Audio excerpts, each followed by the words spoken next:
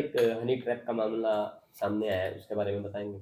हमारे पास जो पीड़ित पक्ष है उनकी एक शिकायत प्राप्त हुई थी कि एक महिला है जो कि अन्य व्यक्तियों के साथ मिलकर एक उन्होंने एक गैंग बनाया हुआ है जो कि किसी भी व्यक्ति की शिकायत करते हैं और उनको पहले उनसे अच्छे से बातें करते हैं, उनके साथ घूमते हैं और फिर हनी ट्रैप में लेकर उनके खिलाफ मुकदमे दर्ज करवाते हैं। तो इसी प्रकार एक मुकदमा सदर थाने में दर्ज था जिसकी जाँच चल रही थी। तो जो पीड़ित जो उसमें एक्यूज़्ड पक्ष की माँ ने हमें एक शिकायत दी कि इस प्रकार से जो जिस भी महिला ने ये कंप्लेंट दी हुई है, वो हमसे पैसे की डिमांड कर रही है राज़ीनामा के नाम पे। तो जो शिकायत थी उसमें उन्होंने ऑडियो और वीडियो हमें दिए थे जिससे इस बात की पुष्टि हो रही थी। तो on the basis of complaint हमने एक ट्रैप लगाया जिसमें हमारी जो सीआईए नरवाना की जो टीम है उसकी हमने इस ड्यूटी लगाई और एक ट्रैप के बाद जो पूरा ये गैंग है इसको हमने रंगे हाथों पकड़ा है जिसमें एक एक्यूज्ड हैं बलिंदर, ये पुत्र सूबा सिंह कहसून के रहने वाले हैं।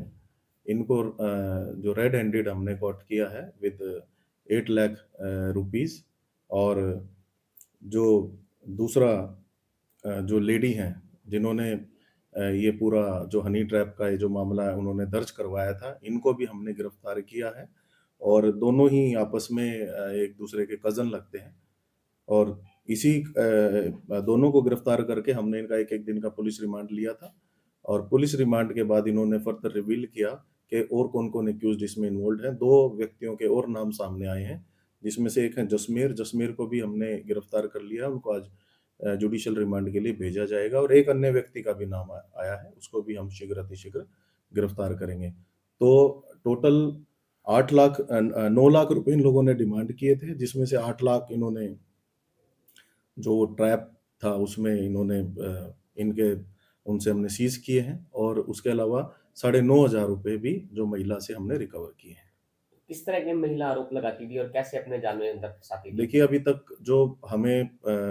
तक की जो इंक्वायरी है उसमें 3 केसेज़ पहले भी ये कंप्लेंट देके जैसे कंप्लेंट देती है किसी व्यक्ति के खिलाफ के और उसके बाद उनसे वो राज़ीनामा कर लेते थे, उसको दर्ज नहीं करवाते थे। किस तरह के आरोप लगाती थी? सेक्सुअल ऑफेंसेस के आरोप लगाते थे और वो भी हमारे संज्ञान में आया है, तो ऑन रिकॉर्ड हमने उनको भी लिया है।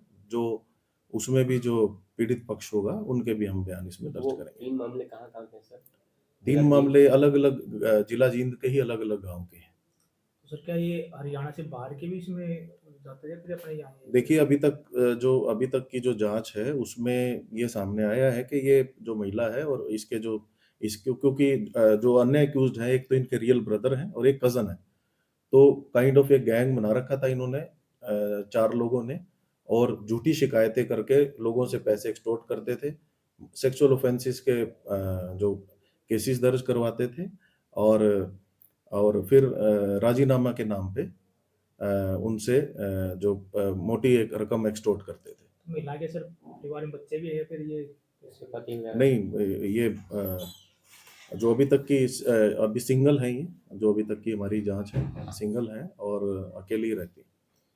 तो सर कैसे संपर्क साधे थे महिला ये कोई नेटवर्क था कैसे किस तरीके से बना बता देता है नहीं, जैसे डे टू डे बेसिस पे कोई भी व्यक्ति संपर्क में आ जाता था, तो उस हिसाब से उसको फिर ये आगे कंटिन्यू करते थे आगे और अच्छी बातें करके या ऑन वन प्रीटेक्स्ट और अनदर वो उसको कंटिन्यू करते थे रिलेशनशिप को और फिर उसके खिलाफ एक सेक्सुअल ऑफेंस का जो शिकायत है वो दी जाती थी। सर सुनने में आया कि लिफ्ट वगैरह माँग के मतलब कुछ ऐसे नहीं, अभी तक हम ऐसा नहीं है हमारी जाँच।